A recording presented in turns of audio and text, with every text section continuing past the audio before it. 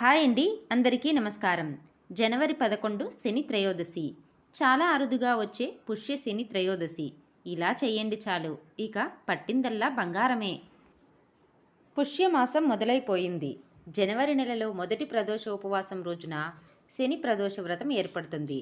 దీన్నే శని త్రయోదశి వ్రతం అని పిలుస్తారు. శనివారం వచ్చే త్రయోదశిని శని త్రయోదశి అని అంటారు. ఈ నెల జనవరి 11వ తేదీన శనివారం నాడు శని త్రయోదశి వచ్చింది. అన్ని త్రయోదశుల కంటే పుష్యమాసంలో వచ్చే శని త్రయోదశి చాలా శక్తివంతమైనది. ఎందుకంటే పుష్యమాసం అంటే శనికి ప్రీతికరమైనది. కాబట్టి పుష్యమాసంలో వచ్చేసే శని త్రయోదశి రోజున కొన్ని పరిహారాలను పాటించడం ద్వారా ఈ ఏలినాటి శని దోషాలన్నీ తొలగిపోయి మీ జాతకంలో విపరీతంగా అదృష్టం పెరిగి ఇక పట్టిందల్లా బంగారుమయం అవుతుంది. అంతటి శక్తి ఈ శని త్రయోదశికి ఉంటుంది.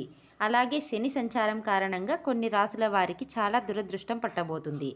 పుష్య శని త్రయోదశి రోజున పాటించాల్సిన నియమాల గురించి ఈ వీడియోలో తెలుసుకుందాం. ముందుగా ఈ వీడియోకి ఒక లైక్ కొట్టి మన ఛానల్ని సబ్స్క్రైబ్ చేసుకోండి ఫ్రెండ్స్. శని త్రయోదశి రోజున చేసే కొన్ని పరిహారాల వల్ల ముక్కోటి దేవతల ఆశీర్వాదంతో కోటి జన్మల పుణ్య ఫలితాన్ని పొందవచ్చు. ఇంతటి అరుదైన మంచి అవకాశాన్ని ఎవరూ మిస్ చేసుకోకండి. శనీశ్వరుడు అంటేనే ఈశ్వరుని రూపం. మన జాతకంలో శని అయినా విగ్రహం ఉంటే జీవితంలో ఎలాంటి సమస్యలు లేకుండా ఉంటాయి. కాబట్టి ఈ శక్తివంతమైన శని త్రయోదశి రోజున ప్రతి ఒక్కరూ శివాలయానికి వెళ్ళి శివాలయంలో ఉండే నవగ్రహాల దగ్గరకు వెళ్ళి శని దేవునికి నువ్వుల నూనెతో అభిషేకం చేస్తే ఏలినాటి శని దోషాలన్నీ తొలగిపోతాయి. మీ జీవితంలో ఉన్న కష్టాలన్నీ తొలగిపోయి ఇక మంచి రోజులు ప్రారంభమవుతాయి. అలాగే డబ్బు పరంగా బాగా కలిసి రావాలంటే శని దేవుని విగ్రహం పైన కొబ్బరి నీళ్లు పొయ్యండి. ఇక మీ ఇంట్లోకి వద్దన్న డబ్బు వస్తూనే ఉంటుంది. ఇలా శనిదేవునికి అభిషేకం చేసిన తర్వాత నవగ్రహాల చుట్టూ 9 ప్రదక్షిణలు చేయాలి. నవగ్రహాలకు ప్రదక్షిణాలు చేసేటప్పుడు ఓం శనీశ్వరాయ నమః అనే మంత్రాన్ని చదువుతూ ప్రదక్షిణాలు చేయండి. ఇలా ప్రదక్షిణలు పూర్తయిన తర్వాత కాళ్ళు చేతులను శుభ్రంగా కడుక్కొని శివుణ్ణి దర్శించుకోండి. శని త్రయోదశి రోజున శివుణ్ణి దర్శించుకున్న వారికి అఖండ రాజయోగం కలుగుతుంది. జీవితంలో సుఖ సంతోషాలు చేకూరుతాయి. అన్నిటికన్నా ముఖ్యంగా ఈ త్రయోదశి రోజున రావి చెట్టును ముట్టుకొని నమస్కారం చేసుకుంటే మాత్రం జీవితాంతం అష్టైశ్వర్యాలను పొందుతారు. రావి చెట్టు నీడ మన మీద పడినా చాలు, సర్వ పాపాలన్నీ తొలగిపోయి విపరీతమైన అదృష్టం కలిసొస్తుంది. శివుని వాహనం నందీశ్వరుడు కాబట్టి శని త్రయోదశి రోజున మీ మనసులో ఉన్న కోరికలను ఏవైనా సరే నంది చెవిలో చెప్పండి.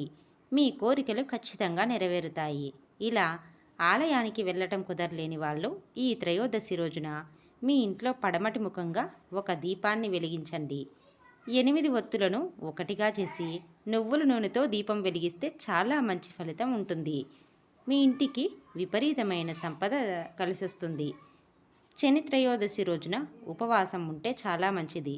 ఇలా ఉపవాసం చేయడం వల్ల సంతాన ప్రాప్తి కలుగుతుంది. అలాగే వ్యాపారాలు చేసేవారికి లాభాలు కలిసొస్తాయి.